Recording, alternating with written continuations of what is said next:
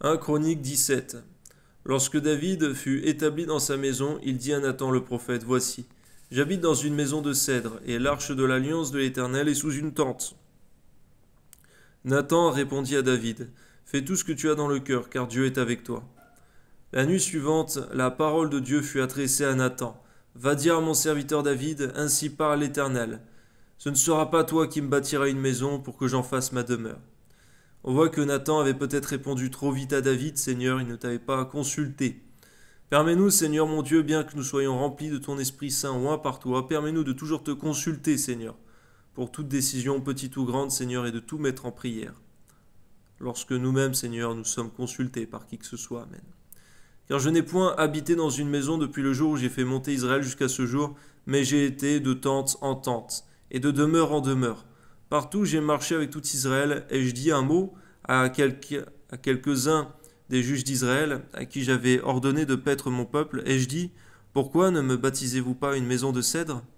On voit, Seigneur, le caractère humble, Seigneur mon Dieu, qui est en toi. Permets-nous de le manifester également. Amen. Maintenant tu diras à mon serviteur David, ainsi parle l'Éternel des armées. Je t'ai pris au pâturage, derrière des brebis, pour que tu fusses chef de mon peuple d'Israël. J'étais avec toi partout où tu as marché, j'exterminais tous tes ennemis devant toi.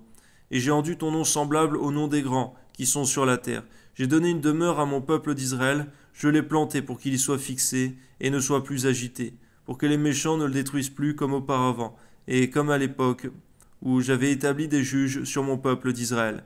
Et j'ai humilié tous tes ennemis. Je t'annonce que l'Éternel te bâtira une maison. Quand tes jours seront accomplis, que tu iras auprès de tes pères, j'élèverai ta postérité après toi, l'un de tes fils, et j'affermirai son règne. Amen. Ce sera lui qui me bâtira une maison, et j'affermirai pour toujours son trône. Je serai pour lui un père, et il sera pour moi un fils. Et je ne lui retirerai pas ma grâce, comme je l'ai retirée à celui qui t'a précédé. Merci Seigneur pour cette alliance que tu as fait avec David, Seigneur, car c'était grâce à cela que Salomon a pu garder, Seigneur mon Dieu, son règne, Seigneur, malgré qu'il est mal fini, Seigneur, alors que Saül, Seigneur mon Dieu, n'a pas pu avoir son royaume, son règne affermi, Seigneur mon Dieu. Amen. Je l'établirai pour toujours dans ma maison et dans mon royaume, et son trône sera pour toujours affermi. Nathan rapporta à David toutes ces paroles et toute cette vision. Et le roi David alla se présenter devant l'Éternel, et dit, « Qui suis-je, Éternel Dieu? Et quelle est ma maison, pour que tu m'aies fait parvenir où je suis? C'est peu de choses à tes yeux, ô Éternel. Tu parles de la maison de ton serviteur pour les temps à venir, et tu daignes porter les regards sur moi à la manière des hommes, toi qui es élevé, Éternel Dieu. Que pourrait encore te dire David sur la gloire accordée à ton serviteur? Tu connais ton serviteur, ô Éternel. C'est à cause de ton serviteur et selon ton cœur que tu as fait toutes ces grandes choses pour les lui révéler. Ô Éternel, nul n'est comparable à toi, et il n'y a point d'autre Dieu que toi. D'après tout ce que nous avons entendu de nos oreilles, est-il sur la terre une maison qui soit comme ton peuple d'Israël, que Dieu est venu racheter pour en former son peuple, pour te faire un nom, et pour accomplir des miracles et des prodiges, en chassant des nations devant ton peuple que tu as racheté d'Égypte?